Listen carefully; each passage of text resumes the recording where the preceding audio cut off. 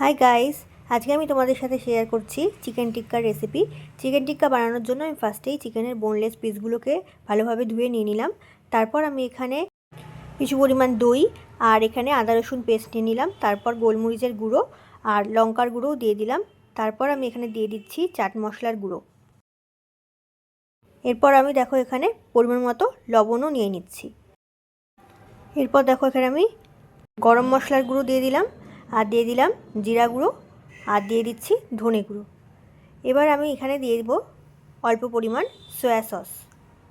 এবার আমি এখানে কিন্তু লেবুর রসও কিছুটা পরিমাণ দিয়ে দিলাম। এখানে আমি 4 টেবিল স্পুনের মতো লেবুর রস আমি এখানে দিয়ে দিয়েছি। তারপর আমি এখানে কিছু পরিমাণ সাদা তেলও দিয়ে দিলাম। আর কিন্তু আমি সব একসাথে ভালো করে মেখে মাংসটাকে ম্যারিনেট করে রাখলাম। আর এইদিকে দেখো আমি কিছু ক্যাপসিকাম ঠিক এভাবে আমি কেটে নিচ্ছি। আমি ঠিক যেভাবে কাটছি সেভাবেই কিন্তু কাটতে হবে। আর তার সাথে সাথে আমি কিন্তু পেঁয়াজও কেটে নিচ্ছি। এই দেখো পেঁয়াজগুলোকে কিন্তু ঠিক এভাবেই আমি কেটে নিব। মানে সব পেঁয়াজ আর ক্যাপসিকামগুলো সমান সাইজের হবে। এবার আমি এই পেঁয়াজ আর ক্যাপসিকামগুলোকে ভালো করে ধুয়ে কিন্তু আমি এই মাংসের সাথে ভালো করে মাখিয়ে রাখছি। তারপর দেখো আমি এইদিকে মাংসগুলোকে কিন্তু একটা স্টিকের মধ্যে পরপর সাজিয়ে নিচ্ছি। এখানে আমি মাংস, ক্যাপসিকাম আর ওই পেঁয়াজের টুকরোগুলোকে কিন্তু ভালোভাবে আমি স্টিকের মধ্যে সাজিয়ে নিচ্ছি। গাইস, এরকম ভালো ভালো যদি রেসিপি আরও দেখতে হয় তাহলে কিন্তু আমার চ্যানেলটাকে সাবস্ক্রাইব করে নিতে হবে। আর হচ্ছে আমার ভিডিওগুলো ভালো লাগলে অবশ্যই লাইক কমেন্ট করবে, বন্ধুদের মধ্যে শেয়ার করে দেবে। তো এভাবে কিন্তু আমি মাংসগুলোকে আর ক্যাপসিকামগুলোকে ভালো করে আর পেঁয়াজগুলোকে ভালো করে আমি সাজিয়ে নিলাম। তারপর আমি এয়ার ফ্রায়ারে আমি এটাকে রান্না করব। তো আমি একটা বাটার পেপারের মধ্যে অয়েল ব্রাশ করে এগুলোকে রেখে তারপর আমি এয়ার ফ্রায়ারটা কিন্তু বন্ধ করে দিচ্ছি। আমি 10 মিনিটের মতো কুক করার পর সামান্য আবার ঘি আমি এখানে কিন্তু ব্রাশ করে নিলাম।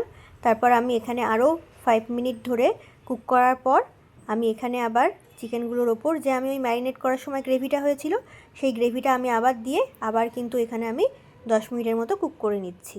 তাহলেই দেখো আমার চিকেন টিক্কা একদম রেডি। এভাবে ধনেপাতার সস দিয়ে তোমরা এভাবেই চিকেন টিক্কা খেতে পারো। আর আমি দেখো তারপর এই চিকেন টিক্কাগুলোকে স্টিক থেকে বের করে আমি কিন্তু আবার বের করে নিচ্ছি। চিকেন টিক্কা, ক্যাপসিকাম, পেঁয়াজগুলোকে বের করে নিচ্ছি।